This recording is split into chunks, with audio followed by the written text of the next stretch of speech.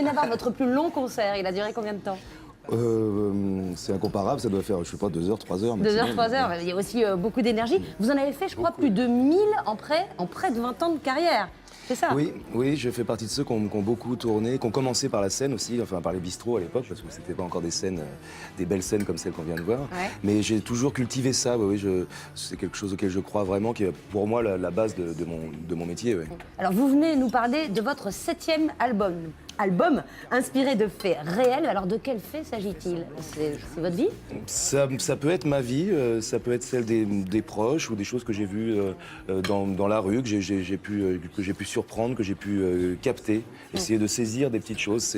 J'y consacre beaucoup de temps, essayer d'être attentif à ce qui m'entoure. Vous notez ou vous êtes vous mettez dans un café? Vous Ouais, prenez note comme un je écrivain? retiens pas mal les choses, je les garde et j'attends que ça mûrisse et idéalement ça devient une chanson. Parfois ça reste un petit fait dérisoire inutile, mais parfois ça devient une petite chanson. Alors, il y a une chanson qui s'appelle Paris by Night.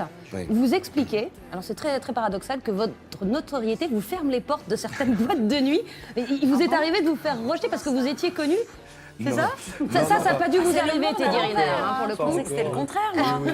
Non, mais parce que c'était pour la vanne dans la chanson. Je raconte Ouais. une virée de copains dans Paris, mais c'est vrai que quand j'étais jeune, je me faisais virer des boîtes parce que je n'étais pas connu. Maintenant, je me fais virer parce que je suis connu.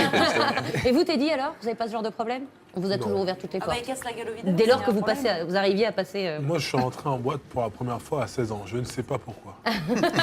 Alors, j'avais déjà étonnant. une grande taille. C'est étonnant.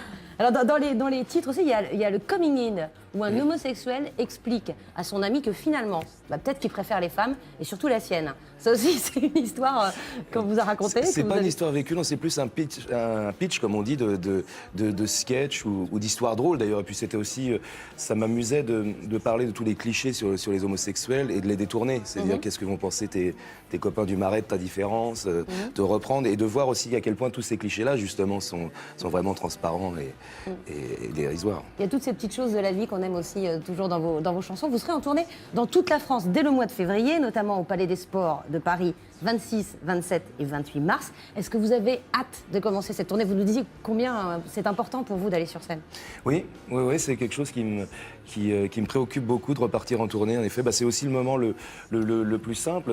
C'est le moment où on joue nos chansons au public. C'est-à-dire qu'avant, il y a tout le travail qui est très important, mais c'est le moment de libération. Puis un peu c'est pour ça qu'on fait ce boulot-là, je crois, pour être sur scène et faire de la musique. Et vous aimez la vie sur les routes? Parce que c'est aussi... ça Oui, va je m'en avec. suis pas lassé, le côté adolescent, 15 gars dans un bus pendant 6 mois.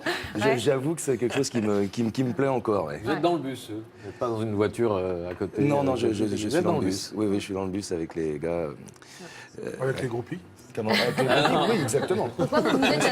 Il y a 2 bus, il y a un bus spécial pour les groupies derrière.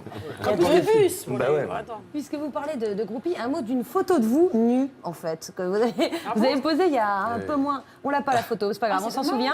C'était il y a moins. C'est pas ça, vous elle l'avez est pas, je déçue. pense que ce sont mes attachés de presse qui sont en train C'est vrai. Je sais Elles pas. l'ont retenu. elles l'ont retenu. C'était il y a un an dans Paris Match. Comment c'est venu? C'est venu le plus simplement du monde, en fait. C'est quelque chose auquel j'ai pas réfléchi. J'aurais peut-être dû avec le recul. Non, mais en plus, ce que je regrette pas du tout, c'était une interview mise à nu. Voilà, Ouais, c'était ah ça bah le oui. truc. Et donc avec un photographe, Gilles Ben Simon, que j'aime beaucoup en plus. Et les choses se sont faites comme ça, sans réfléchir. Et à vrai dire, d'une part, je regrette pas, mais surtout, je trouve ça bien aussi dans nos boulots de faire des choses justement sans calculer, sans penser à l'image, sans penser à ce qui va se passer sur Twitter. Ou c'est quelque chose, c'est un confort aussi de pouvoir se dire ça et de pouvoir revendiquer cette liberté de faire les choses sincèrement, bien sûr, ce qui était le cas dans cette interview. Teddy Puis là, Riner, vous serez tranquille, vous ne serez pas hacké. C'est dans le journal, déjà on est fait. peinard. C'est vrai. Mais- Vous mais a moi, proposé de poser nu? Oui, mais je dis non. Non, vous dites non. Ou un calendrier, un truc Moi, comme j'ai ça. peur d'effrayer. C'est vrai. Vous avez peur. En toute modestie. Mais d'abord, ça va être l'heure du live. Je vous invite à rejoindre la scène, donc tout habillé.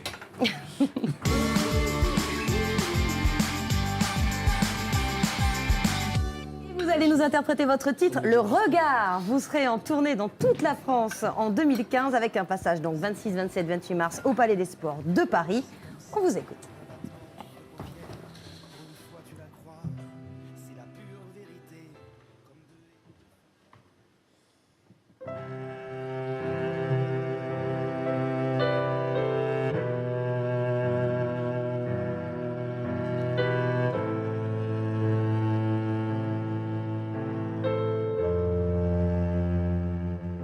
Mais lorsqu'elle nous adresse, sans le vouloir d'ailleurs, ce regard qui transperce, on en sait la valeur. Parce qu'il leur échappe, parle de lui-même, et par ce qu'il ne frappe que celui qu'elles aiment.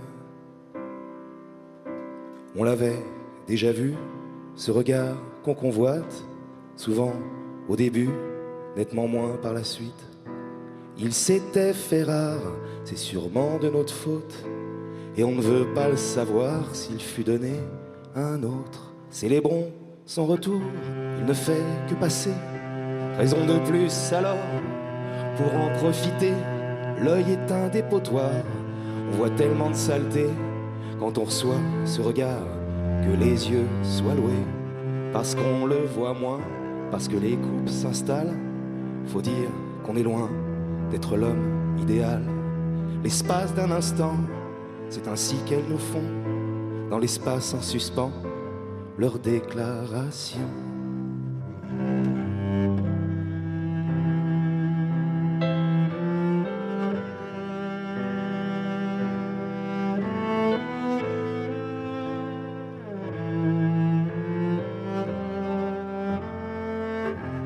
Et du bout des yeux, elle murmure que même si elle méritait mieux, c'est nous qu'elles ont choisi, malgré ce qu'on est devenu, et l'usure, et tout ça, et les malentendus. Elles ne regrettent pas leur choix, c'est même le contraire. Elles t'aiment, c'est comme ça, d'un battement de paupières. Pour une fois, tu la crois, c'est la pure vérité, comme 2 et 2 font 4, naturé, spontané, comme on baille au théâtre. Excuse-moi.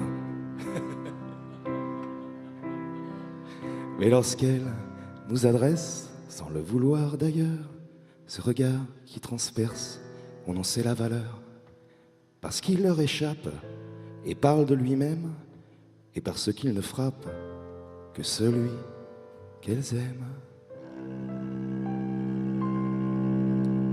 Julien Médro. Bravo. Merci beaucoup. Bravo